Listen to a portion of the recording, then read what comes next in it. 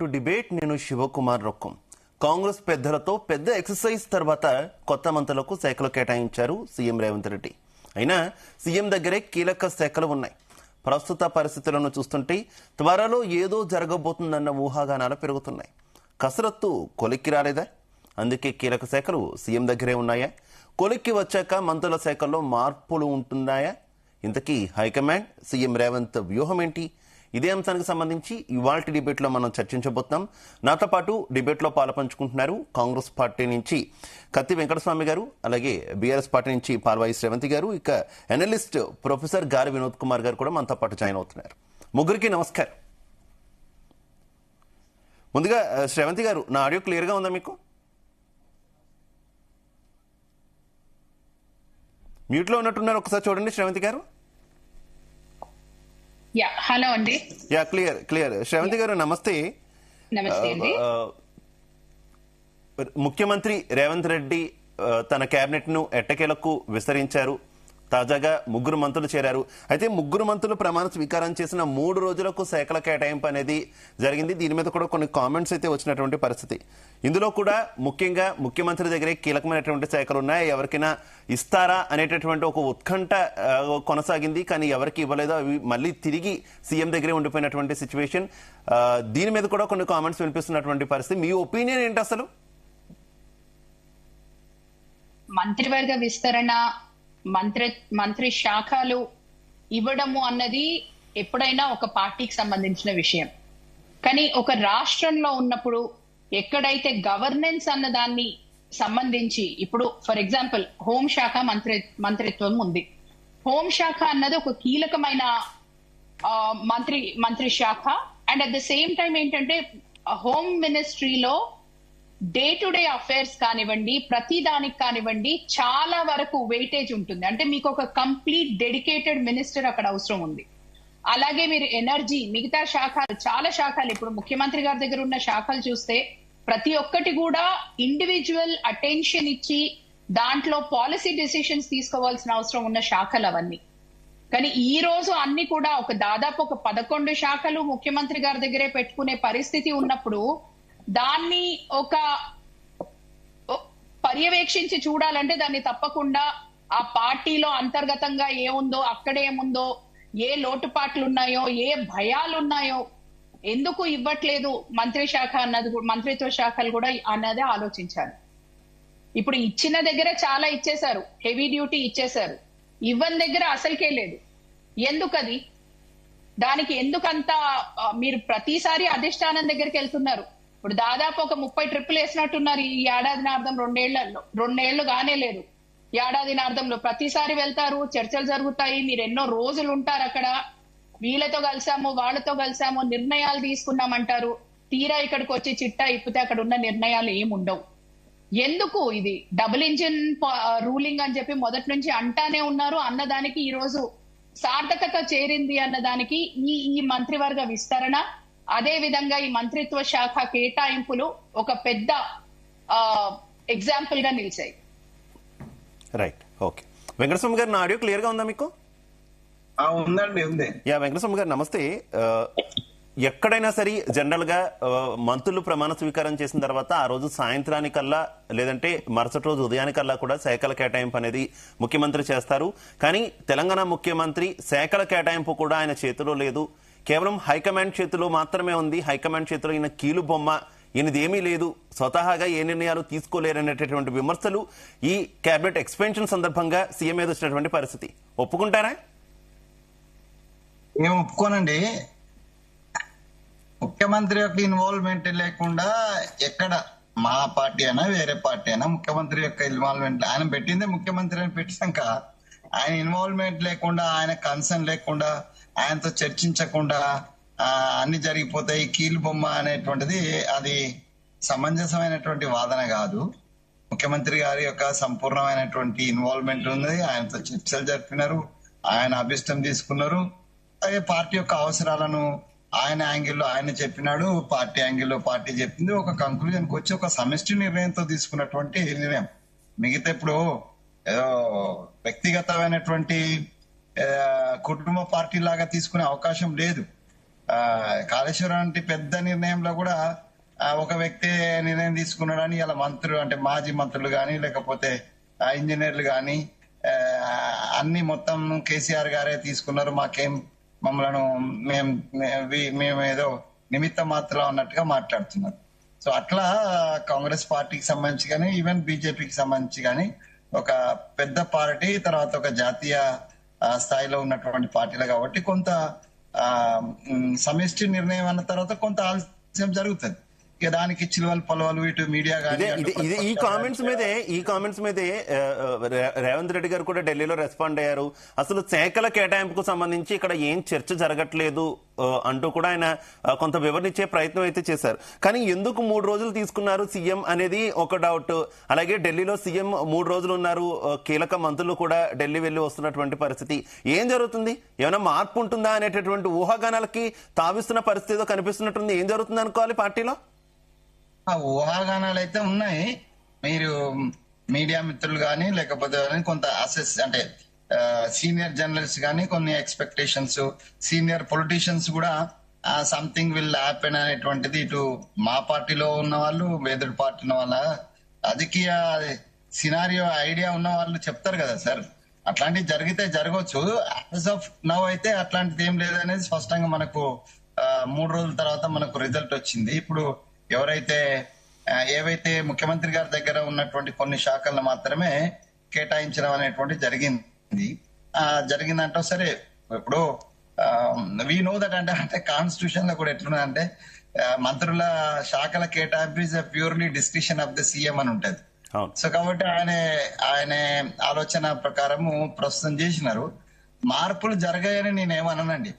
చాలా మార్పులు జరగవచ్చు భవిష్యత్ అవసరాల దృష్ట్యా, తర్వాత పార్టీ అవసరాల దృష్ట్యా, తర్వాత ఇండివిజువల్ పర్సనాలిటీస్. ఇంకా 3 శాఖలు ఖాళీగా ఉన్నాయి. సో ఆ మూడు మంత్రులు పదవులు ఖాళీగా ఉన్నాయి. అవి వచ్చిన తర్వాత వాళ్ళకి కేటాయింపు ఉంటది.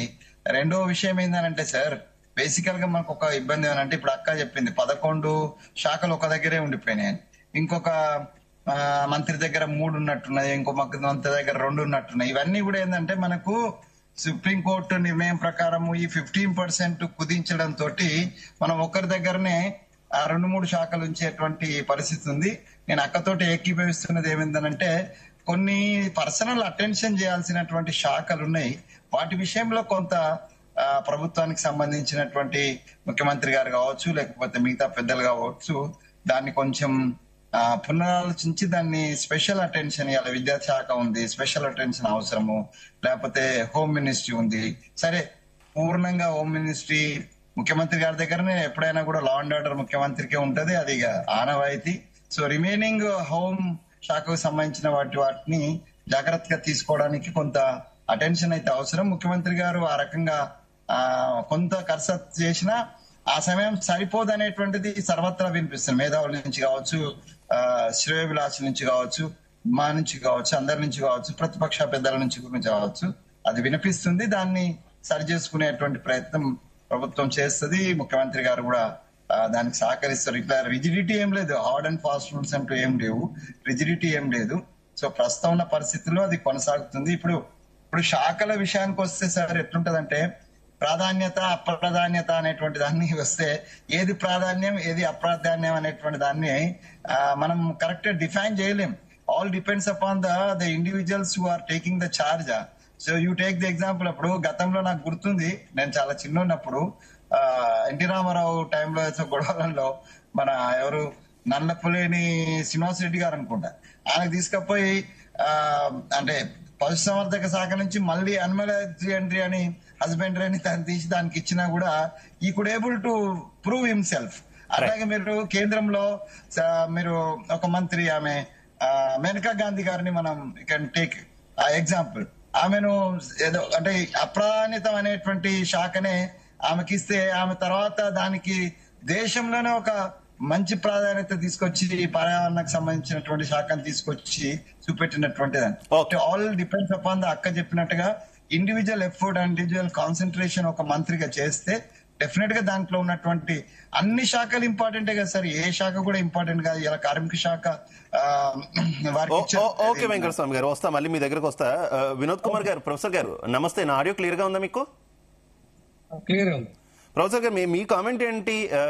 ఎప్పుడెప్పుడు కేబినెట్ ఎక్స్పెన్షన్ జరుగుతుంది అనేటటువంటి ఉత్కంఠ అటు కాంగ్రెస్ పార్టీలో ఆశావహుల నుంచి ఇటు మీడియా వరకు ప్రజల వరకు అంతా కూడా చూశారు. ఎట్టకేలకు ఎక్స్పెన్షన్ జరిగింది. ఎక్స్పెన్షన్ జరిగిన 3 రోజుల వరకు కూడా శాఖలు కేటాయించలేదు. మొత్తానికి ఆ శాఖల కేటాయింపు కూడా ఇప్పుడు జరిగినటువంటి పరిస్థితి. ఏం జరుగుతుంది అనుకుంటున్నారు కాంగ్రెస్ పార్టీలో? ఏదో జరగబోతుంది అనేటటువంటి ఊహాగానాలు అయితే స్టిల్ కంటిన్యూ అవుతున్నాయిగా.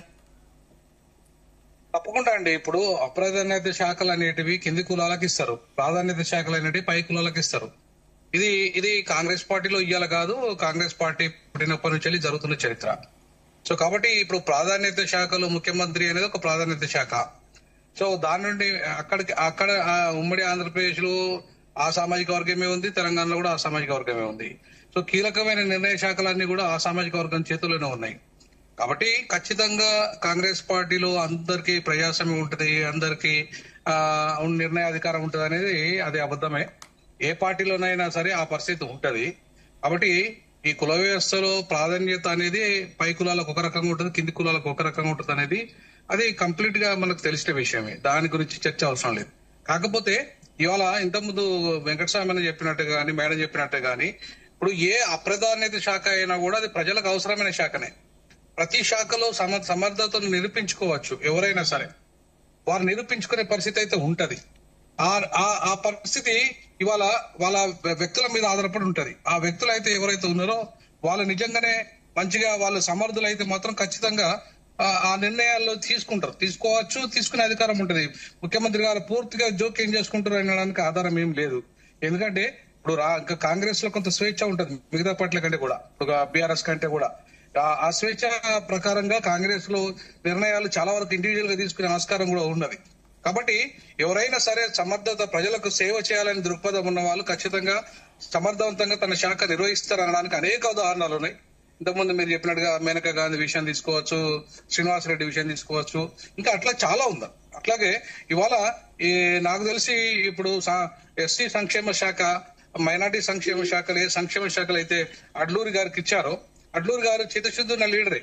ఆయన ఖచ్చితంగా చేస్తాడనే నమ్మకం అయితే నాకు ఉంది. మిగతా వాళ్ళు కూడా చేయాలని కాదు, కాకపోతే ఒక కమిట్మెంట్ ఉండాలి. ఈవెన్ వివేక్ వెంకటస్వామి కూడా, ఆయనకు వాళ్ళ నాన్న కూడా కార్మిక శాఖ మంత్రిగా కేంద్రంలో చేశాడు కాబట్టి ఆయనకు చాలా అనుభవం ఉన్నది, సింగరేణి కార్మికులతో కావచ్చు, కార్మిక సంఘాలతో కావచ్చు. కాబట్టి ఆయన కూడా 100% చేస్తారు. ఎందుకంటే విద్యావంతుడు, ఆయన చదువుకున్నవాడు, సమర్థుడు కూడా. సో ఆయన చేస్తాడు. తర్వాత మన వీరు కూడా చేస్తారు. ఎవరు బీసీ నుండి సామాజిక వర్గం నుండి వచ్చిన పశ్చిమవర్ధక శాఖ ఇంకా కొన్ని ఇచ్చినట్టున్నారు వారికి. సో వారు కూడా ఎవరు అసమర్థులు అయితే ఎవరు లేరండి, అందులో అందరూ సమర్థులే. కాకపోతే కొంత స్వేచ్ఛ అనేది ఇవ్వగలిగితే, జర డబ్బులు ఆర్థికంగా వాళ్ళకి వెసులుబాటు ఇవ్వగలిగితే తన శాఖను డెవలప్ చేయగలిగే కెపాసిటీ వాళ్ళకు ఉంటది. రేవంత్ రెడ్డి గారు కాంగ్రెస్ లో రేవంత్ రెడ్డి గారు ఒక్కరిదే నడుతుందని నేను అనుకోను. ఎందుకంటే కాంగ్రెస్ సముద్రంలో, సో మహాసముద్రం లాంటిది. ఆ సముద్రంలో రేవంత్ రెడ్డి గారు కూడా ఒక భాగం, అంతేగాని మొత్తం రేవంత్ రెడ్డి గారు కాదు. కాబట్టి ఖచ్చితంగా ఇవాళ కాంగ్రెస్ పార్టీలో ఉన్న ఈ 6 ఎస్సీ మంత్రులు గాని, మిగతా బీసీ మంత్రులు గాని, మిగతా మంత్రులు గాని, వాళ్ళందరూ కూడా తమ సమర్థవంతంగానే ఇప్పుడు చేస్తున్నారు. ఇంకా భవిష్యత్తులో చేస్తారని అనుకుంటున్నాను నేను. అయితే ప్రొఫెసర్ గారు, కేబినెట్ ఎక్స్పెన్షన్ తర్వాత మాత్రం మేము అన్ని వర్గాలకు సమన్యాయం చేశాము, ముఖ్యంగా కింది స్థాయి వర్గాలకి ఉన్నతికి తీసుకొచ్చామని కాంగ్రెస్ పార్టీ చెప్తున్నటువంటి సిచ్యువేషన్ కదా, ఏం చెప్తారు? కరెక్ట్ అండి, వాస్తవమే. గత బీఆర్ఎస్ కంటే మరి కాంగ్రెస్ లో మెరుగా 4 ఇచ్చారు ఎస్సీలకి, 2 మాలలకు 2 మాదిగలకు ఇచ్చారుగా. ఇప్పుడు అది మరి బీఆర్ఎస్ లో జరిగిందా? 10 ఏళ్లలో జరగలేదు. సో కాబట్టి అది ఒక మంచి పరిణామం. ఈవెన్ బీసీల విషయానికి వస్తే కూడా ఇవాళ బీసీలకి 4 వచ్చినట్టే. ఇప్పటికి ఇంకొకరు వస్తారని అనుకుంటున్నాను నేను. అంటే 5 అంటే గత ప్రభుత్వం కంటే కూడా మెరుగైన శాఖ, అంటే మెరుగైన కొంత అసంతృప్తిలోనే ఉన్నారు అనేటటువంటి వార్తలు వస్తున్నాయి, వాస్తవం కాదంటారా? ఏమంటారు? బీసీలు కొంత అసంతృప్తిలోనే ఉన్నారనేటటువంటి వార్తలు వస్తున్నాయి. అదే ఖచ్చితంగా ఉంటదండి. ఇప్పుడు నేనేమంటున్నానంటే, ఇప్పుడు బీసీ సామాజిక వర్గం ఇంకా వాళ్ళు ఇంకా చైతన్యం కాలేదు. వాళ్ళు ముఖ్యమంత్రి అసలు నిజంగా బీసీలు కనుక తలుచుకుంటే వాళ్ళు ముఖ్యమంత్రి నిర్ణయించగలిగే కెపాసిటీ 56% వాళ్ళకి జనాభా ఉండి కూడా ఇలా ముఖ్యమంత్రి పదవిని పొందలేకపోతున్నారు. ఎందుకంటే వాళ్ళు 19 ఎమ్మెల్యేలే ఉన్నారు. ఒక రెడ్డి సామాజిక వర్గం 43 మంది ఎమ్మెల్యేలు ఉన్నారు. సో అట్లా ఎట్లా గెలవగలిగినారు అంటే బీసీలకు రావాల్సిన వాటాను వాళ్ళు కొట్టేశారు కాబట్టి. సో కాబట్టి ఇవాళ సమర్థవంతంగా బీసీలు కనుక నిజంగానే వాళ్ళు కనుక గట్టిగా నిలబడగలిగితే ముఖ్యమంత్రి స్థాయి కాదు కదా, ఇంకా అనేక పదవులు పొందొచ్చు వాళ్ళు. కానీ ఇంకా ఆ పరిస్థితి ఇంకా బీసీలకు రాలేదు.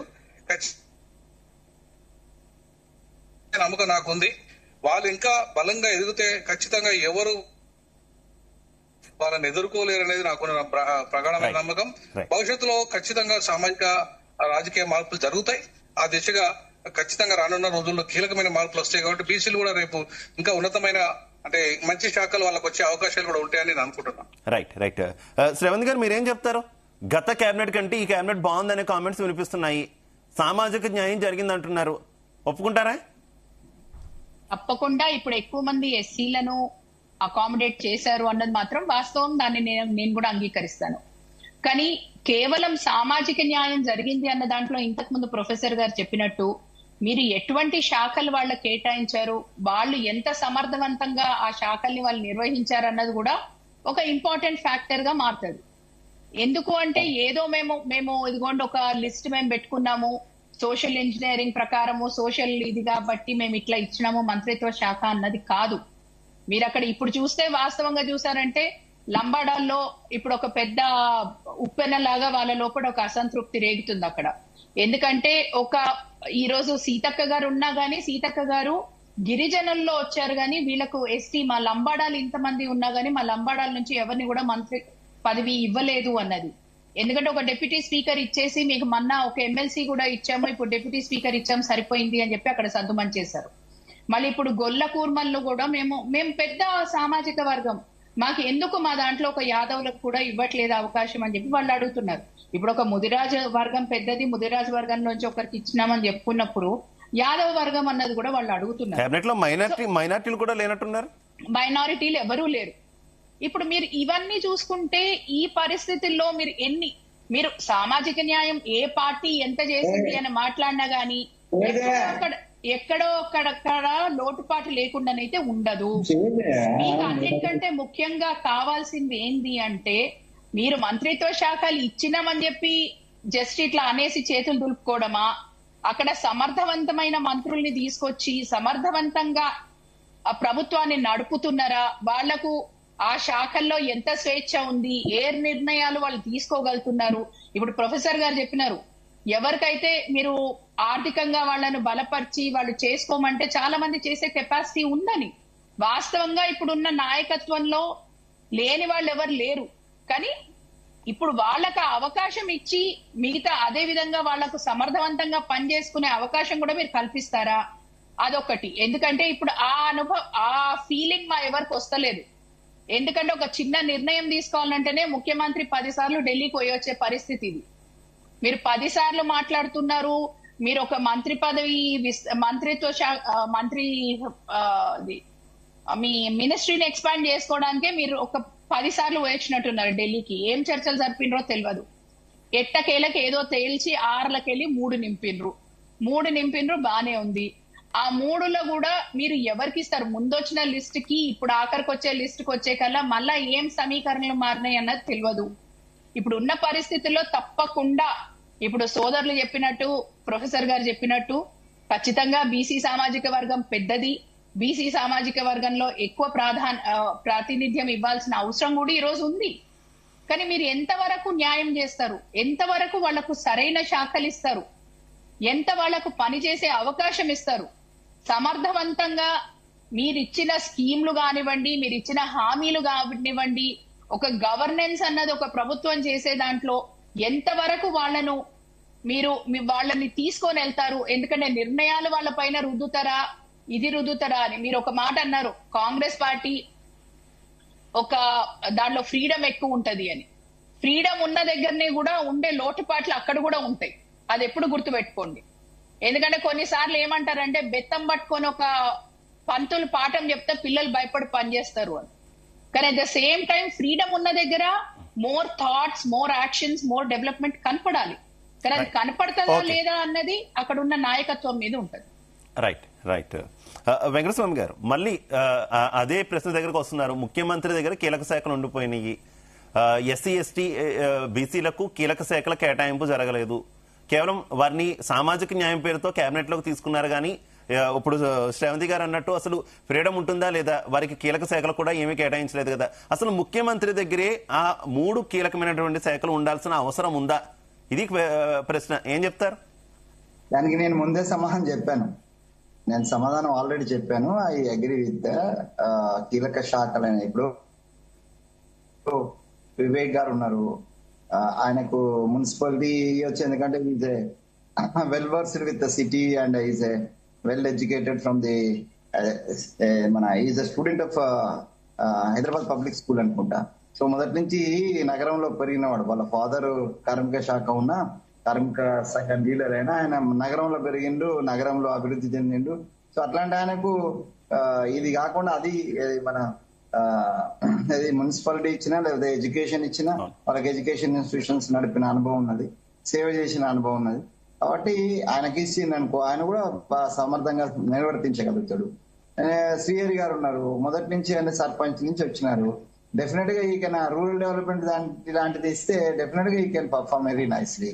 అండ్ ఇదే కార్మిక శాఖను మా లక్ష్మణ్కి ఇచ్చిన ఏంటంటే ఆయన కూడా కార్మికుని బిడ్డ, సింగరేణి కార్మికుని యొక్క వాళ్ళ ఫ్యామిలీస్ నుంచి వచ్చిన వాడు. డెఫినెట్ గా ఈ knows very well about the వాళ్ళ కార్మికులకు సంబంధించినటువంటి కష్టాలు, నష్టాలు, లాభాలు అన్ని తెలుసు. కాబట్టి ఎవరికి ఏమి కేటాయించినా వాటిని సమర్థంగా నిర్వహించడం అనేటువంటిది వారే.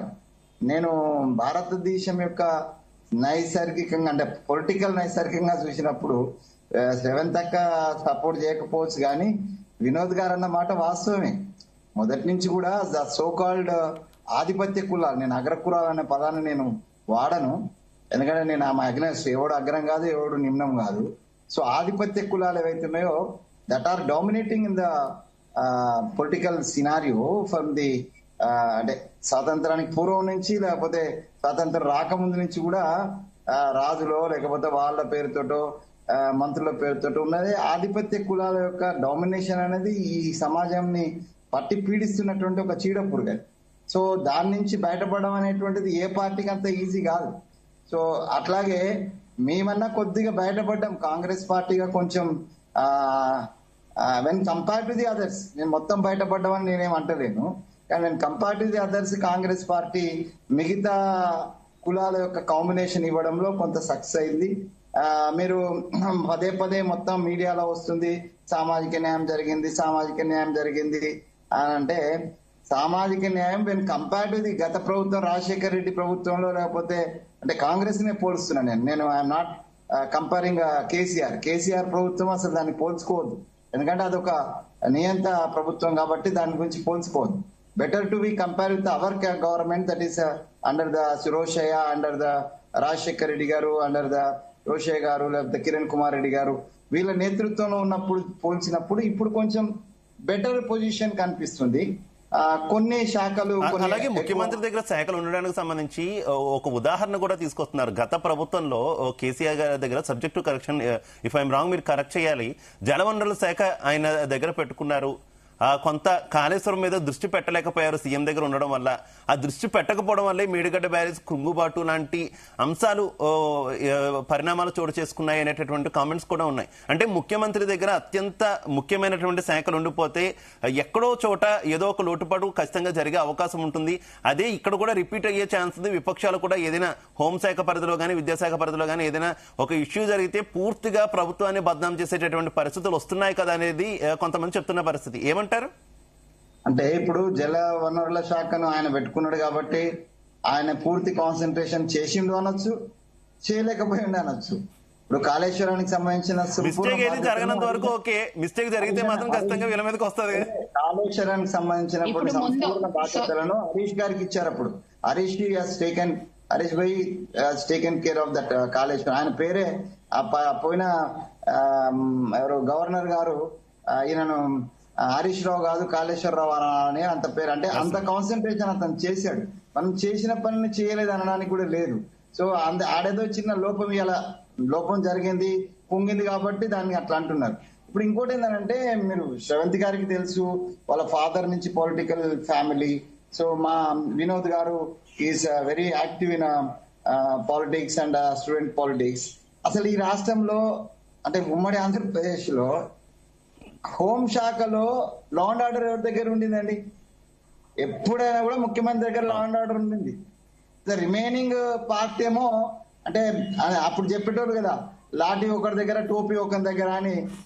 అంటే కాంగ్రెస్ ప్రభుత్వం మీద ఆ జోకులు వేసిన రోజులు ఉన్నాయి, తర్వాత మన టీడీపీ మీద వేసిన జోకులు ఉన్నాయి. సరే, హోం మంత్రిత్వ శాఖలో హోం మంత్రిగా దేవేందర్ గౌడ్కి మంచి గౌరవం దొక్కితే మాధవరెడ్డి గారికి మంచి చనిపోయిన మాధవరెడ్డి గారికి దక్కితే చాలా అవమానపడ్డటువంటి హోమ్ మినిస్టర్ ఎవడన్నాడంటే అది మా మహమూద్ అలీ సాబ్. ఆయన ఏం మాట్లాడు కాబట్టి పాపం ఆయన సౌమ్యుడు కాబట్టి ఏం మాట్లాడలేదు కానీ నోరిప్పడు కానీ అంత అవమానపడ్డటువంటి హోమ్ మినిస్టర్ ఈ రాష్ట్రంలో లేరు. అట్లాంటి దరిద్రమైన పరిస్థితి మా పార్టీలో ఉండదండి. డెఫినెట్ గా స్వేచ్ఛ ఉంటది.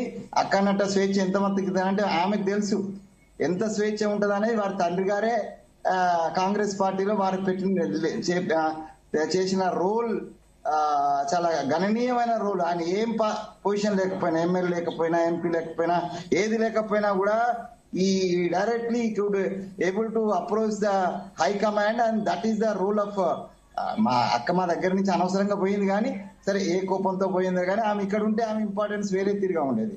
రెండోది ఈ ఆధిపత్య కులాల విషయానికి వస్తే గోవర్ధన్ రెడ్డి గారు is one of the person. అసలు రెడ్లు లేకుంటే తెలంగాణ లేదు, రెడ్లు లేకుంటే కాంగ్రెస్ పార్టీ లేదని రిపోర్ట్ చేసి వాళ్ళని కన్విన్స్ చేసిన వాళ్ళ అక్క వాళ్ళ ఫాదర్ కూడా ఒక్కరు. అంటే వారు నేను వేరే కులాలను అంచాలని కాదు కానీ ఆ ఇంపార్టెన్స్ ఇలా రేవంత్ రెడ్డి గారు కూడా రెడ్లే పాలకులు అని చెప్పినారు. ఆ పాలకులు అని చెప్పిన దాంట్లో ఎస్టాబ్లిష్మెంట్ లో గోవర్ధన్ రెడ్డి గారి పాత్ర సారా గణనీయం. అంటే ఆ కేంద్ర ప్రభుత్వం ఇప్పటికీ ఆ మైండ్ సెట్ నుంచి బయటికి రాలే.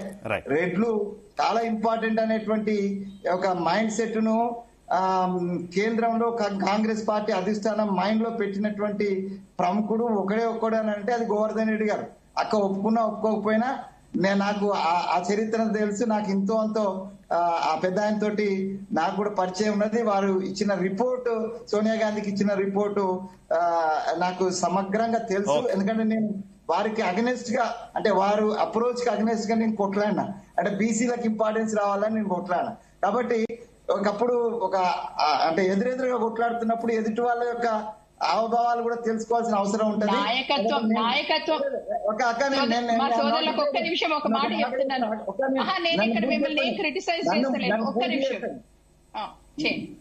నేను పూర్తి చేయను. నేనేమంటున్నానంటే ఒక ఆలోచన విధానాన్ని ముందుకు తీసుకుపోవడంలో వారి ఫాదర్ కూడా ఒక కీలక భూమిక ఉన్నారు. నేనేమంటున్నా ఇప్పుడు ఇచ్చినటువంటి మంత్రుల శాఖలను మా శ్రీహరి గారు, మా లక్ష్మణ్ గారు, మా వివేక్ గారు, మిగతా మా సీతక్కలాగా వీళ్ళందరూ కూడా ఎట్లయితే సమర్థవంతంగా చేస్తున్నారో అదే రకంగా సమర్థవంతంగా వీళ్ళు కూడా చేస్తారు. ఇంకా 3 ఖాళీలు ఉన్నాయి. ఆ 3 ఖాళీలు కూడా త్వరలో పూర్తి చేయాలనేది నా డిమాండ్. నా మెయిల్స్ చూపెడతా. నేను 6 ఫిల్ చేయమని చెప్పినాం. మా సుదర్శన్ రెడ్డి గారిని కన్సిడర్ చేయమని చెప్పినాం సీనియర్ గా. సో నేను స్వయంగా పేరు తీసుకొని చెప్పిన. అంటే ఇంత స్వేచ్ఛ వేరే పార్టీలు ఉండదు, అక్కడికి తెలుసు. ఒక సామాన్యమైనటువంటి ఒక కార్యకర్త రాహుల్ గాంధీకి, ఖర్గే గారికి, సోనియా గాంధీకి, కేసీ వేణుగోపాల్ కు మెయిల్ పెట్టి మంత్రులలో వీళ్ళు ఉండాలా అనేటువంటి డిమాండ్ చేసేటువంటి పరిస్థితి వేరే పార్టీలు ఉండదు. వాడు ఒకవేళ అట్లా చెప్పిండనుకో వాడికి మళ్ళీ కనుమరుగైపోతాడు. మా పార్టీలు అట్లా కాదు. మేము కూడా ఉంటాం. ఒక్కోసారి మేము కూడా పక్కన పెట్టవచ్చు మా అత్యుత్సాహం లేకపోతే మా ఓవర్ పక్కా పెట్టవచ్చు. But we will be in the live. Professor గారు అప్రిషియేట్ చేస్తున్నా, ఇంకా డెఫిసిటీ ఉందని ఫీల్ అవుతున్నా. రైట్. ఓకే వెంకటస్వామి గారు మళ్ళీ వస్తాం మీ దగ్గరికి. వెంకటస్వామి గారు, ప్రొఫెసర్ గారు మరో విమర్శ కూడా ఉంది. కాంగ్రెస్ పార్టీ హైకమాండ్ కల్చర్ నుంచి బయటకు రావట్లేదు. ఈ విమర్శ తాజాగా ఎందుకు వస్తుందంటే ముఖ్యమంత్రిని పదే వస్తున్నా మళ్ళీ వెంకటస్వామి గారు వస్తా. ఒక్క నిమిషం ప్రొఫెసర్ గారి దగ్గర ఆన్సర్ తీసుకుంటున్నా ప్లీజ్. ఒక్క నిమిషం ఆగాలి. ప్రొఫెసర్ గారి దగ్గర ఆన్సర్ తీసుకుంటున్నా. నేను మళ్ళీ మీ దగ్గరకు వస్తా please. Congress party high command culture నుంచి బయటకు రావట్లేదు. ముఖ్యమంత్రులని రేవంత్ రెడ్డి గారు కావచ్చు, ఇంకో రాష్ట్ర ముఖ్యమంత్రులు కావచ్చు, పదే ఢిల్లీ చుట్టూ తిప్పుకుంటున్నారు. ఇంత టెక్నాలజీ డెవలప్ అయినా కూడా ఏదో ముఖ్యమంత్రులు మా దగ్గర ఉంటున్నారు, ముఖ్యమంత్రులు మేము వెయిట్ చేస్తున్నాము అనేటటువంటి ధోరణి పబ్లిక్ లోకి వెళ్లడం వల్ల కూడా పార్టీ నష్టపోతుంది. ఆయా రాష్ట్రాల్లో ఆత్మగౌరవ నినాదం ముందుకు వస్తుంది అనేటటువంటి కామెంట్స్ ఉన్నాయి. నిజమంటారా ప్రొఫెసర్ గారు? అది నిజం కాబట్టి ప్రాంతీయ పార్టీలు వచ్చాయి. ప్రాంతీయ పార్టీలు ఎందుకు వచ్చాయి? ఇప్పుడు అట్లా అగౌరవపడ్డ వాళ్ళంతా కూడా ఇవాళ దాని నుండి బయటపడి, ఈవెన్ కేసీఆర్ గారు కూడా ఒకప్పుడు కాంగ్రెస్ పార్టీనే, బాబు చంద్రబాబు కూడా ఒకప్పుడు కాంగ్రెస్ పార్టీనే, సో ఇవాళ జగన్మోహన్ రెడ్డి కూడా ఒకప్పుడు కాంగ్రెస్ పార్టీనే. సో వీళ్ళంతా కూడా ఏంటి, వీళ్ళంతా అవమానపడ్డ వాళ్ళు కాబట్టి ఇవాళ సొంతగా నా రాష్ట్రంలో మా అస్తిత్వం లేకుండా పోయింది, మాకు అగౌరవం ఉంది అని చెప్పే కదా వాళ్ళు ప్రాంతీయ పార్టీలు పెట్టుకున్నారు. కాబట్టి హైకమాండ్ కల్చర్ అనేది ఉత్తరాది పార్టీలు అయిన కాంగ్రెసే కాదు బీజేపీలో కూడా ఉంది. సో ఆ పార్టీలు ఖచ్చితంగా వీళ్ళని చిన్న చూపే చూస్తాయి అనడానికి అనేక సందర్భాలు, అనేక ఉదాహరణలు మనకి ఇవాళ మనకు కనబడతాయి. పాపం రేవంత్ రెడ్డి గారు కాదు, ఇంకే ముఖ్యమంత్రి అయినా కూడా ఇట్లనే పోయేవాడు. సో కాబట్టి వాళ్ళ హైకమాండ్ కల్చర్ అనేది ముఖ్యంగా ఉత్తరాది ఆధిపత్యాన్ని వాళ్ళ దేశంలో కొనసాగించడానికి అటు బీజేపీ కావచ్చు, ఇటు కాంగ్రెస్ కావచ్చు, ఖచ్చితంగా ఇక్కడ ఉన్న వాళ్ళని ప్రధానంగా ఈ దక్షిణాది ప్రాంతం వాళ్ళని ప్రధానంగా ఈ రకంగా చిన్నచూపు చూస్తాయనడానికి అనేక సందర్భాలు మనకు తెలుసు. ఇంకా రెండో విషయానికి వస్తే, ఇప్పుడు కాంగ్రెస్ లో ఒక్కటే మన రేవంత్ రెడ్డి గారు ఒక్కరే కాదు, ఇప్పుడు కాంగ్రెస్ కల్చరే అది. సహజంగా కాంగ్రెస్ గతంలో ఎన్టీ రామారావు గారు ప్రాంతీయ పార్టీ పెట్టడానికి కూడా కారణం అదే, ప్రధానంగా కారణం అదే. సో కాబట్టి ఎన్టీఆర్ హయాం నుంచి ఇప్పటి వరకు కూడా ఎందుకు మారట్లేదు ఈ కల్చర్ అనేది క్వశ్చన్. ఎందుకంటే అప్పుడంటే టెక్నాలజీ లేదు, ఇప్పుడు టెక్నాలజీ ఉంది. ఎంత ముఖ్యమైనటువంటి మీటింగ్ అయినా సరే జూమ్ ద్వారానే ఏదో ఫోన్ కాల్లోనూ డిస్కస్ చేయొచ్చు. దేశ అధినేతలే చర్చించుకుంటున్నారు కదా ఫోన్లలో, జూమ్ కాల్లలో. ఎందుకు ఒక పార్టీ ఆ పార్టీలో ఉన్న కీలక నేతలతో జూమ్ ద్వారా చర్చించలేదు? స్పెషల్ ఫ్లైట్స్ తో అస్మానం వెళ్ళాలా? వెళ్లాల్సిన అవసరం లేదండి. యాక్చువల్ గా నిర్ణయం తీసుకోవాలంటే అట్లా చూడరు వాళ్ళు, ఎట్లా చెప్రాశిలాగా చూస్తారు మనల్ని. మన వాళ్ళు పోతే గంటలు రోజులు అపాయింట్మెంటే దొరకదు వాళ్ళకి పాపం. సో కాబట్టి ఒక ముఖ్యమంత్రి పాపం ఇక్కడ ముఖ్యమంత్రి చలాయిస్తాడు కావచ్చు, కానీ అక్కడ ఢిల్లీలో ఏముంటదండి మన వాళ్ళ పరిస్థితి. కాబట్టి మన వాస్తవాలు ఒప్పుకోవాలంటే అక్కడ వాళ్ళు మనల్ని చపరాశి లాగా చూసే స్థితి ఇప్పటికీ కొనసాగుతుంది. కాబట్టి నేనేమంటున్నా అంటే, ప్రాంతీయ పార్టీ నేతలు అనేటోళ్ళు కరెక్ట్ గా ఉంటే ఇట్లాంటి కల్చర్ కు ఇంకా తక్కువ అవుతుంది. కానీ ప్రాంతీయ పార్టీలు కూడా ఇవాళ ఏమైపోయినాయి, పూర్తిగా కరప్టెడ్ అయిపోయి దాసోహం అయిపోయినాయి ఈ ఉత్తరాది పార్టీలకు, ఏదో ఒక రకంగా డైరెక్ట్ గానో ఇండైరెక్ట్ గానో. సో కాబట్టి ఇలా ప్రాంతీయ పార్టీలు ఎంత బలంగా ఉంటే ప్రజాస్వామ్యం అంత డెవలప్ అవుతుంది. కానీ ప్రాంతీయ పార్టీలు ఎంత అవినీతి పరులే కుటుంబ పార్టీలు అయితే అంత దుర్మార్గంగా ఉంటది. కాబట్టి ఇవాళ ప్రాంతీయ పార్టీలు అదే ధోరణి కదా వినోద్ కుమార్ గారు, అన్ని కూడా ప్రైవేట్ లిమిటెడ్ కంపెనీలో పనిచేస్తున్నాయి అంతే. ప్రాంతీయ పార్టీలు ఏంటి, జాతీయ పార్టీలు ఏంటి? వ్యక్తి పూజ, వ్యక్తి చుట్టూ. ఎస్, ఆ రకంగా అటు జాతీయ పార్టీలు ఆ రకంగా ఉంటే ఈ ప్రాంతీయ పార్టీలు ఈ రకంగా ఉన్నాయి. కాబట్టి డెమోక్రసీ ఈ ఇద్దరి మధ్యలో డెమోక్రసీ అవుతున్నది.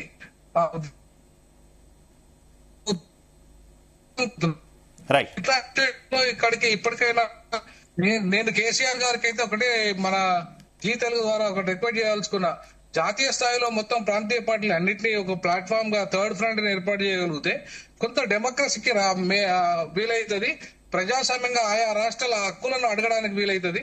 సో ఆ రకంగా కేసీఆర్ గారు నిర్ణయం తీసుకోవట్లేదు. ఆయన కూడా మొత్తం పూర్తిగా అవినీతి, కుంభకోణాలు, కుటుంబ ప్రాబ్లంలో చిక్కుకొని ఉన్నాడు. కాబట్టి ఆయన ఆల్రెడీ ఫోర్త్ ఫ్రంట్ అన్నారు కదా, థర్డ్ ఫ్రంట్ కూడా కాదు, ఫోర్త్ ఫ్రంట్ అన్నారు.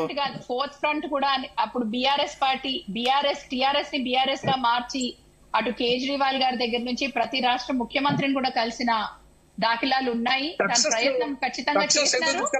అది సక్సెస్. మీరు ఒకటి గుర్తుపెట్టుకోండి, సక్సెస్ అన్నది does not happen over night. ఒక ఇత్తనం నాటితే దానికి ఎన్నో రోజుల తర్వాత వస్తుంది. ఇప్పుడు తెలంగాణ నిజమే శ్రవంతి గారు నిజమే. కాకపోతే అధికారంలో ఉన్నప్పుడు అన్ని రాష్ట్రాల్లో కలవడం, అధికారం కోల్పోయి కలవకుండా సైలెంట్ గా ఉంటే ఎట్లాగా? మీరు ఇక్కడ తెలంగాణలో అధికారంలో ఉన్నప్పుడు మహారాష్ట్రలో పోటీ చేస్తా అన్నారు. కానీ ఇక్కడ అధికారం కోల్పోయాక అసలు మహారాష్ట్ర ఊసే ఎత్తడం మానేశారు. ఇతర రాష్ట్రాల్లో శాఖలు ఓపెన్ చేస్తా ఉన్నారు, సైలెంట్ అయిపోయారు. ఫస్ట్ ఒక్క నిమిషం నాకు చెప్పండి, అధికారం కోల్పోయి ఎన్ని రోజులైంది? 10 సంవత్సరాలు అయిందా? 5 సంవత్సరాలు అయిందా? ఏం చేయకుండా కూర్చున్నారా? మధ్యలో కేసీఆర్ గారికి ఉండడం ఇవన్నీ తెలియదా?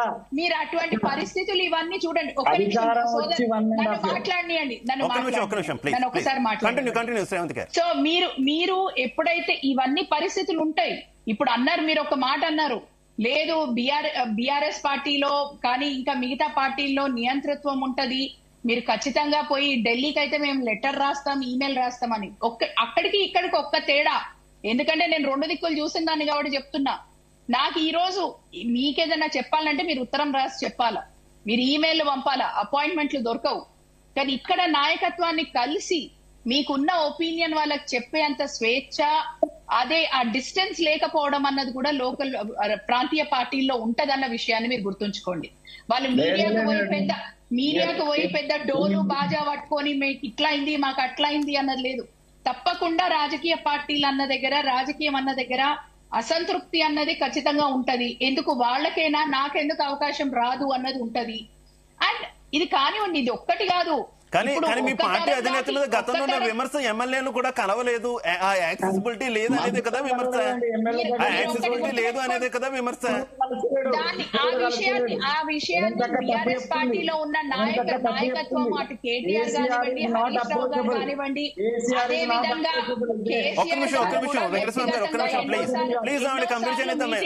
మీరు ఒక్క నిమిషం నన్ను కంప్లీట్ చేయనివ్వండి.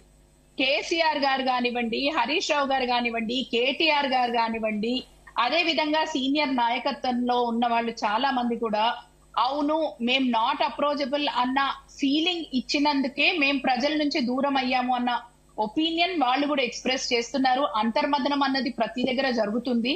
అండ్ మీరు మిగతా పార్టీలతో కంపేర్ చేసుకుంటే మీరు ఒకటి గుర్తుపెట్టుకోండి, బీఆర్ఎస్ పార్టీ అన్నది పుట్టి 25 సంవత్సరాలకే వస్తుంది. 136 సంవత్సరాలు 38 సంవత్సరాల చరిత్ర ఉన్న పార్టీలే ఈ రోజు అంతర్మదనం చేసుకొని ఎక్కడనో దేశాన్ని ఏలిన దగ్గర నుంచి ఈ రోజు 2 రాష్ట్రాల్లో 3 రాష్ట్రాల్లో మా ఆధిపత్యం ఉంది అని చెప్పుకునే పరిస్థితికి వచ్చిండ్రు. అంటే రాజకీయం అన్నది కాలచక్రం, గుర్తుపెట్టుకోండి. ఈ కాంగ్రెస్ పార్టీ గురించి మాట్లాడతలేను, బీజేపీ గురించి మాట్లాడతలేను. ఎందుకంటే 2 సీట్లు ఉన్న బీజేపీ ఈ రోజు దాదాపు 11 ఏళ్ల నుంచి ఈ రోజు దేశాన్ని ఏలే పరిస్థితికి వచ్చింది. అదే విధంగా మీరు ఎన్నో దగ్గరలో ఇప్పుడు అట్లా చూసుకుంటే తమిళనాడులో చూడండి, కరుణానిధి గారు అయిపోయింది. కరుణానిధి గారు తర్వాత వారి కొడుకు ఈరోజు స్టాలిన్ గారు కూడా ముఖ్యమంత్రి అయినారు. అంటే ఎన్ని రకాల, అంటే అక్కడ ఏఐఏడిఎంకే జయలలిత గారితో ఎన్ని రకాల ఇబ్బందులు వాళ్ళు పడ్డా, లోటుపాట్లు పడ్డా, ప్రతిసారి దాంట్లో నుంచి కొత్తగా నేర్చుకొని ముందుకు అడిగేశారు. అట్లనే ఇప్పుడు మీరు ఒక్క విషయాన్ని గుర్తుపెట్టుకోవాలి, కక్షపూరిత రాజకీయాల్ని తీసుకొచ్చేసి మేము అదే రాజకీయం చేస్తాం, రాజకీయం అంటే ఇదే, నువ్వు నన్ను జైలు వేసినావు నేను నిన్ను నీ కుటుంబాన్ని జైలు వేస్తా అని మాట్లాడడం ఎంతవరకు కరెక్ట్ అన్నది కూడా ఒకసారి ఆలోచించుకోవాలి. ఓకే శ్రీమంతి గారు, వెంకటస్వామి గారు మీరు ఏం చెప్తారు మీ పార్టీ కల్చర్ మీదే? ఎందుకంటే గతంలో అప్పట్లో విమర్శలు వచ్చాయి ఎన్టీఆర్ కాలంలో అంటే ఒక అర్థం ఉంది, కానీ ఇప్పుడు ఇంత టెక్నాలజీ అభివృద్ధి చెందినా కూడా ఒక రాష్ట్ర ముఖ్యమంత్రిని, అది రేవంత్ రెడ్డి గారు ఇంకో రాష్ట్ర ముఖ్యమంత్రి అని కాదు, ఒక రాష్ట్రానికి ముఖ్యమంత్రిగా కాంగ్రెస్ పాలిత ముఖ్యమంత్రులు ఎక్కడున్నా కూడా అధిష్టానం ఢిల్లీ చుట్టూ చెక్కలు కొట్టించుకుంటుంది. అది చాలా ఇబ్బందికర సిచ్యువేషన్ అనేది. ఎందుకంటే మనం చూస్తున్నాం అత్యవసరంగా కేబినెట్ మీటింగ్ జరగాలంటే చాలా రాష్ట్రాల్లో జూమ్ ద్వారా, అంటే అందుబాటులో కనుక మంత్రులు లేకపోతే జూమ్ ద్వారా కూడా కేబినెట్ మీటింగులు కూడా నిర్వహిస్తున్న సిచ్యువేషన్. నేను ఇందాక ప్రస్తావించినట్టు కొన్ని దేశాల అధినేతలనే ఫోన్లో మాట్లాడుకోనో జూమ్ లో మాట్లాడుకోనో కీలక నిర్ణయాలు తీసుకుంటున్నటువంటి సిచ్యువేషన్. అటువంటిది ఇంకా కూడా ముఖ్యమంత్రులను ఢిల్లీ చుట్టూ చక్కర్లు కొట్టించుకోవడం ఏంటి అనేది క్వశ్చన్. ఏమంటారు? ఓన్ సపోర్ట్ దట్ ఈస్ ముఖ్యమంత్రి మంత్రులు ఢిల్లీలోకి పోవడం. ఇంకోటి మీరు అన్నట్టుగా టెక్నాలజీ ఉపయోగించుకొని మాట్లాడాల్సి వస్తే చాలా రహస్యంగా ప్రైవేట్ నెంబర్స్ నుంచి కూడా మాట్లాడవచ్చు. దాన్ని ఉపయోగించుకోవాల్సినటువంటి అవసరం ఉన్నది. అంటే కాంగ్రెస్ కొద్దిగా స్ట్రాటజీస్ తప్పు ఉంటాయి సార్, నేను దాంట్లో ఉన్నా కాబట్టి చెప్తున్నా. సో కొన్ని స్ట్రాటజీస్ అనవసరమైనటువంటి బదనాములు, ముఖ్యమంత్రి గారు పోయి 3 రోజులు ఆడ కూర్చుంటే అపాయింట్మెంట్ దొరకలేదని పేపర్లు రాస్తాయి, మీడియా చెప్తుంది, ప్రతిపక్షాలు అంటారు, ఇవన్నీ కూడా ఉన్నాయి. నేను ఈ దక్షిణాది ఉత్తరాది విషయంలో నేను మన వినోద్ గారితో ఏకీభవిస్తాను. కొంత దక్షిణాది వాళ్ళను ఉత్తరాది రాజకీయ నాయకులు చూసే తీరు కూడా నేను డ్యూరింగ్ ద తెలంగాణ మూవ్మెంట్ కూడా నేను చూశాను. సో మన వాళ్ళకు కొంచెం డిస్క్రిమినేషన్ అయితే ఉంటది, ఉత్తరాది దక్షిణాది అని అంటే. ఇవన్నీ కూడా సరే ఒక మా పార్టీలే ఉన్నాయని కాదు, అన్ని పార్టీలలో. ఇప్పుడు భారతీయ జనతా పార్టీ అవే అదేం కాదు, ఇంకా దరిద్రంగా ఉంటది భారతీయ జనతా పార్టీలో. నేను ఆర్ఎస్ఎస్ లో ఏబీపీలో పెరిగిన వాడిని, నాకు తెలుసు కాబట్టి. నేనైతే బీజేపీ కార్యకర్తగా లేను, కానీ ఆర్ఎస్ఎస్ ఏబీపీలో ఉన్న ఉత్తరాది దక్షిణాది యొక్క డిస్క్రిమినేషన్ నేను ఆర్ఎస్ఎస్ ఏబీపీలో కూడా చూసిన. సో ఇదంతా కూడా ఇది చాలా పెద్ద సమస్య. యాక్చువల్లీ ఇది ఎప్పుడు పోతుందో ఏమో భగవంతుడికి తెలుసు. కానీ ఈ డిస్క్రిమినేషన్ అనేటువంటి అది కులాల పరంగా కావచ్చు, మతాల పరంగా కావచ్చు, ప్రాంతాల పరంగా కావచ్చు. ఇప్పుడు నార్త్ ఈస్ట్ టోటల్లీ నెగ్లెక్టెడ్ అండి, 100% నెగ్లెక్టెడ్. నాకు బాగా గుర్తుందండి, గోవిందాచారి గారు అని ఒక మేధావి, ఆయన ఇప్పుడు ఏదో సపరేట్ ఆర్గనైజేషన్ పెట్టుకుని నడుపుతారు బీజేపీకి. అంటే నాకు ఏబీపీలో ఆయన నా సన్నిహితుడు, ఆయన ఒక మాట చెప్పేది, ఢిల్లీకి 500 కిలోమీటర్ల పరిధిలో ఉన్నటువంటి భారతము భారత రాజకీయము రిమైనింగ్ పార్ట్స్ అన్ని కూడా ఫుల్లీ నెగ్లెక్టెడ్ ఇన్ ద అది ఇండిపెండెంట్ ఇండియా అని ఆయన ఒక మాట చెప్పినాడు. సో రియల్లీ దట్ ఈస్ ఇప్పుడు వినోద్ గారు చెప్పిన అక్క ఆ సందర్భం రాలేదు, అక్క కూడా చెప్తుంది కదా ఇప్పుడు కేసీఆర్ గారో లేకపోతే ఎన్టీ రామారావు గారో లేకపోతే ఇంకొకరో దక్షిణాది నుంచి ప్రయత్నం చేసిందంటే డెఫినెట్ గా మీరు అన్నట్టుగా మాకు సరైనటువంటి అది దొరుకుతలేదు అనేటువంటి భావన ఉన్నది. అది మమతా బెనర్జీ కావచ్చు లేకపోతే కేసీఆర్ కావచ్చు, ఈ భావన ఎన్టీ రామారావు గతంలో కావచ్చు. సో ఈ భావన నుంచి బయటపడాలి. మేము కూడా నేర్చుకుంటలేరా అని కాదు కానీ తెలిసినా కూడా ఒక్కోసారి వ్యూహరచనలో తప్పు ఉంటుంది. సో దాన్ని సరి చేసుకోవాల్సిన అవసరం ఉన్నది. నేను కూడా ముఖ్యమంత్రి గారు 34-40 అంటే ప్రధానమంత్రిని కలవడానికి లేకపోతే ఏదైనా అభివృద్ధి పనుల కోసము చాలా సార్లు పోవడం అనేటువంటిది కొన్నిసార్లు పోవడం అనేటువంటి సమర్థించవచ్చు. కానీ ఊకే పార్టీ కార్యక్రమాలకు కూడా పోతే మరి పాలన ఏమవుతుంది అనేటువంటి మాట ఎక్కడి నుంచి అయినా వస్తుంది. దాన్ని మనం దాచుకుంటే దాగేది కాదు. ఇప్పుడు నేను పార్టీలో ఉన్నా కాబట్టి గుడ్డిగా సమర్థించే టైప్ కూడా నేను కాదు, నా వ్యక్తిగతం కూడా అట్లా కాదు, అక్కడ కూర్చున్న అక్క టైప్ కూడా అది కాదు. సో గుడ్డిగా నేను సమర్థిస్తలేను. ఇది ఈ స్థితి మారాల్సిందే. మారేటట్టుగా మేము వ్యూహం చేసుకుంటేనే మీరు అన్నట్టుగా ఒక మాట ఉపయోగించి మీరు పార్టీకి నష్టం జరుగుతుంది. ఆ పార్టీకి నష్టం జరగకుండా అంటే ఇట్లాంటి దిద్దుబాట్లు అయితే చేసుకోవాల్సిన అవసరం ఉంది. దిద్దుబాటు లేకపోతే పార్టీకి డెఫినెట్ కష్టం అవుతుంది. రైట్. ప్రొఫెసర్ గారు, మొత్తానికి కేబినెట్ ఎక్స్పెన్షన్ జరిగింది. స్థానిక సంస్థల ఎన్నికల మీద ఎక్కువ హోప్స్ పెట్టుకుంది కాంగ్రెస్ పార్టీ. దానికోసమే అంటే కొంత ఉపయోగపడుతుంది కేబినెట్ ఎక్స్పెన్షన్ కూడా ఈ టైంలో చేస్తే అనేది కూడా పరిగణలోకి తీసుకుంది హైకమాండ్ అంటూ కూడా వార్తలు ఉన్నాయి. ఏంటి, ఎంతవరకు కొంత బూస్ట్ ఇచ్చే అవకాశం ఉంది స్థానిక సంస్థల ఎన్నికల్లో ఈ కేబినెట్ ఎక్స్పెన్షన్ అనేది కాంగ్రెస్ పార్టీకి? ఇస్తుందండి, ఇది ఇస్తుంది. కానీ ప్రొఫెసర్ గారు ఒక నిమిషం, వెంకటస్వామి గారు ప్రొఫెసర్ గారు చెప్తారు దీనికి. స్థానిక సంస్థలకి వీటికి ఏం సంబంధం లేదండి. ఎందుకంటే స్థానిక సంస్థలు లోకల్ సమస్యల మీద ఆధారపడి ఉంటాయి. కానీ క్యాబినెట్ లో ఎవరో మా వాళ్ళకి ఇచ్చారు, మా కమ్యూనిటీకి ఇచ్చారు అనే దాంట్లో లోకల్ బాడీకి రాదండి. ఎందుకంటే లోకల్ బాడీలో ఖచ్చితంగా లోకల్ సమస్యలే కీలకం ఉంటాయి. లోకల్ సమస్యలు అడ్రస్ చేయడానికి ఏ మేరకు ఉపయోగపడ్డది కాంగ్రెస్ పార్టీ అనే దాని మీదే ఆధారపడి ఉంటది. అలాగే లోకల్లో ప్రజలకు ఇచ్చిన హామీలు నెరవేర్చడంలో ఏ మేరకు సక్సెస్ అయింది కాంగ్రెస్ పార్టీ అనే దాని మీద కాంగ్రెస్ ఆధారపడి ఉంటది. ఏ మేరకు ప్రజల పక్షాన ప్రతిపక్షాలు కొట్లాడి అని చెప్పి బీఆర్ఎస్ కు బీజేపీకి ప్లస్ ఉంటది. అంతే తప్ప ఈ మంత్రివర్గంలో మా వాళ్ళకు ఈ కమ్యూనిటీకి ఇచ్చారు ఆ కమ్యూనిటీకి ఇచ్చారని చెప్పుకోవడానికి మనకు వస్తుంది తప్ప లోకల్లో పెద్దగా ఇప్పుడు ఒకవేళ ఒక సామాజిక వర్గానికి మంత్రి పదవి ఇచ్చింది అనుకుందాం, ఫర్ ఎగ్జాంపుల్ మాదిగలకే అనుకుందాం, వర్గీకరణ చేసింది అనుకుందాం. ఇప్పుడు వర్గీకరణ చేసినా లేదా మాదిగ మంత్రి పదవి ఇచ్చినా పూర్తిగా మాదిగలంతా ఒక కాంగ్రెస్ వైపు ఓటేస్తారు అనుకోవడానికి లేదు. ఎందుకంటే ఇప్పుడు పార్టీల పరంగా విభజించబడి ఉంటారు అక్కడ. తర్వాత లోకల్ సమస్యల మీద, లోకల్ నాయకత్వం మీద ఇవాళ ఏ పార్టీ చూసుకోండి మీరు, గ్రామాలలో రెడ్డి లేదా ఆధిపత్యం ఉంటది. ఇవాళ నేను అగ్రవర్ణం అనేది పదం వాడద్దుని ఇవాళ ఏదంటే ఆధిపత్య కులం, ఇంతకుముందు వెంకటస్వామి చెప్పినట్టుగా ఆధిపత్య వర్గాలు ఇవాళ ఆధిపత్య కులాలు రాజకీయాలు కంప్లీట్ గా శాసిస్తున్నాయి. సో ఆ క్రమంలో ఇవాళ ఈ గ్రామాలలో ఎక్కడైతే ఆ వర్గాలు శాసిస్తున్నాయో వాళ్ళు నిర్ణయం చేస్తారు అక్కడ. ఇప్పుడు రిజర్వేషన్లలో వచ్చేటోళ్ళు కూడా రిజర్వేషన్లలో ఎవరు గెలవాలి, ఎవరికి టికెట్ ఇవ్వాలి అనేది నిర్ణయించేది రిజర్వేషన్లలో చేయరు. వాళ్ళ యొక్క అక్కడ ఆధిపత్య వర్గాలే నిర్ణయిస్తాయి. అక్కడ పలాని ఎల్లయ్యను, పలాని మల్లయ్యను, పలాని పుల్లయ్యను పెట్టి గెలిపించుకుంటారు. వాళ్ళు గెలిపించుకొని వాళ్ళ దగ్గర పని చేయించుకుంటారు వాళ్ళు. అంతే తప్ప స్వతంత్రంగా ఇవాళ రిజర్వేషన్ వర్గాల నుండి గెలుస్తాండ్రు వాళ్ళు నిర్ణయాలు తీసుకుంటాను అయితే నేను అనుకోను. ఎందుకంటే ఇప్పటికీ మంత్రులు అనేటోళ్ళు కూడా వాళ్ళ వర్గాలకు అన్యాయం జరుగుతూ కూడా మాట్లాడలేని పరిస్థితి. ఇవాళ ఎమ్మెల్యేల సంగతి వదిలేయండి, మిగతా వాళ్ళది ఇంకేం మాట్లాడగలుగుతారు? సో కాబట్టి ఈ సిచ్యువేషన్స్ లో స్వేచ్ఛ అనేది అంటే ఆయా వర్గాలకు వాళ్ళ ప్రతినిధులుగా వచ్చేటోళ్ళు కూడా వాళ్ళ వర్గాలకు జరుగుతున్న అన్యాయాలను మాట్లాడలేనప్పుడు ఇక ఆ వర్గాల తరఫున మంత్రి అయితే కాకపోతే సో ఆ సిచ్యువేషన్ ఉంది, ఇంకా ఉంది, మారాల్సిన అవసరం ఉంది. ఇంకా పరిస్థితులలో మార్పులు రావాల్సిన అవసరం ఉంది. కాబట్టి ఇంకా అట్లాంటి సిచ్యువేషన్ లో ఈవెన్ ఏ పార్టీ లేదు ఇప్పటి వరకు కూడా, ఈవెన్ బీఆర్ఎస్ తో సహా. నేనేమంటున్నానంటే ఇంకా ఈ బీసీ ఎస్సీ ఎస్టీ వర్గాలు ఎవరైతే ఉన్నారో వాళ్ళు ఒక బాగా స్ట్రెంథన్ అయినప్పుడు, వాళ్ళు ఒక రాజకీయ శక్తిగా మారినప్పుడు, వాళ్ళు నిర్ణయాధికారం ఒకవేళ తీసుకునే స్థాయికి ఎదిగినప్పుడు మాత్రమే మార్పు వచ్చే అవకాశం ఉంటది. బట్ అన్ని పార్టీలలో కూడా ఇంకా ఆ స్థాయి రాలేదు. బట్ ఏదేమైనా మెల్లమెల్లిగా క్రమంలో ఇప్పుడు పార్టీలలో 68% సామాజిక న్యాయం పాటిస్తామని చెప్పేసి అంటున్నారు కాంగ్రెస్ పార్టీ.